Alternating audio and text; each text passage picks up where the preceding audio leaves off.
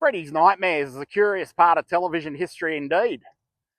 So even though it was adapted from one of the most popular film franchises of all time, A Nightmare on Elm Street by New Line Cinema, everything was seemingly kind of phoned in about this horror anthology series, from development to production, and even to network affiliates burying it with really odd program scheduling, to say the least. At least here in Australia, they programmed it all over the place with no real rhyme or reason. Catching Freddy's Nightmares here in Australia was at the time a bit like trying to catch Pokemon. It was all over the place. But I guess those were different times and different nights. So this first episode of the first season aired on the 8th of October 1988 during our Australian bicentennial year. And what else happened on the 8th of October 1988? Well, from my research, I can tell you that the Def Leppard single Love Bites reached #1 on the US Billboard Hot 100. And amazingly, Pink Floyd's Dark Side of the Moon finally exited the Billboard Hot 200 chart after a bit of an incredible 741 weeks. But back to Freddy's Nightmares, the horror anthology adaptation of Nightmare on Elm Street. This first episode, or the premise of this first episode, is basically an origin story for Freddy Krueger himself.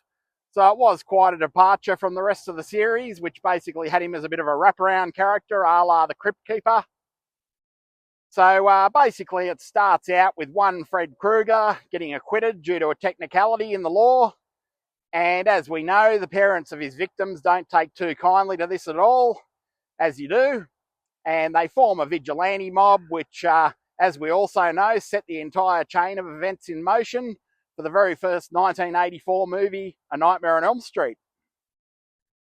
So this was pretty much another cynical licensing deal, another spontaneous licensing deal at the time to wring out a few more bucks from this particular IP. There was nothing really emotional about it. This series was about the same as the mugs, throw rugs, doormats, computer games, plush toys, air fresheners, and even lunchboxes that got released. And although this wasn't unusual for movies and television at the time, it was unusual for horror movies to make it such a merchandise machine. Freddy Krueger was a virtual ATM for New Line Cinema for a while, shitting out cash with every new endorsement deal, which is important to keep in mind while watching Freddy's Nightmares. It is cheap and cheerful by design, presumably because it mattered to New Line Cinema about as much as one of those Freddy Krueger air fresheners or lunchboxes did. So the whole series is fairly patchy by that distinction, and this episode's no exception, of course.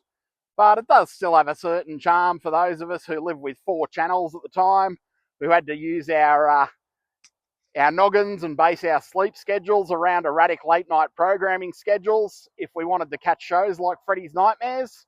So it certainly was a product of very different times indeed. There was no binge-watching Freddy's Nightmares. It really was setting your alarm for 10:30, 11:30, maybe even 3:30 in the morning to catch the next episode, courtesy of lackadaisical, apathetic television studios here in Australia that just programmed on a whim and seemingly based everything around the schedule of cricket, which was unfortunate for someone like me that wasn't really into sports. But it was what it was at the time, and it's one of those things that nerds nowadays don't have to deal with, is everything else taking a backseat to televised sports. So consider yourselves lucky. So, but I'm getting off track a little bit. That is Freddy's Nightmares, and as I said, the first episode did centre around an origin story for Freddy Krueger. But by and large, this series was an anthology series with Freddy Krueger playing the Rod Serling or the Crypt Keeper wraparound character, introducing these stories. The stories were quite patchy, like all of the best anthology series. Every great anthology series has some great episodes and some pretty average ones. Freddy's Nightmares did have more average ones than great ones, of course, because it was a quick cash in, a quick licensing deal, and New Line Cinema didn't exactly treat one Fred Krueger with all the love and respect that you'd think you'd treat your firstborn with, even though he saved that entire studio basically, almost single-handedly. And nevertheless, they did churn out quickies like Freddy's Nightmares. They churned out cheap licensing deals like lunchboxes and air fresheners and everything in between. And it was the first horror franchise to do all that sort of thing. But nevertheless, it is a curiosity. It's quite difficult to see. Good luck if you're trying to catch it in Australia. I believe it might be on Tubi in the United States for those of you watching from abroad. So you can check it out on Tubi by the sound of it with commercials. But then again, that's basically the same experience and an authentic experience.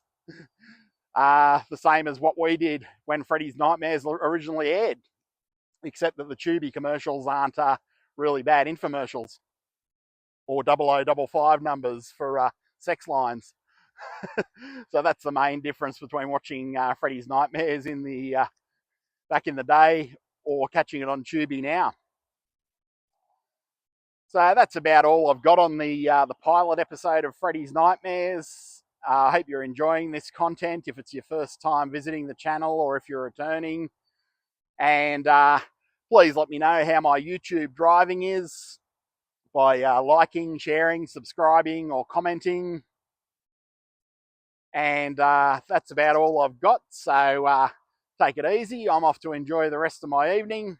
And I hope you do too, or your morning or afternoon, whenever you're watching. And I look forward to seeing you next time.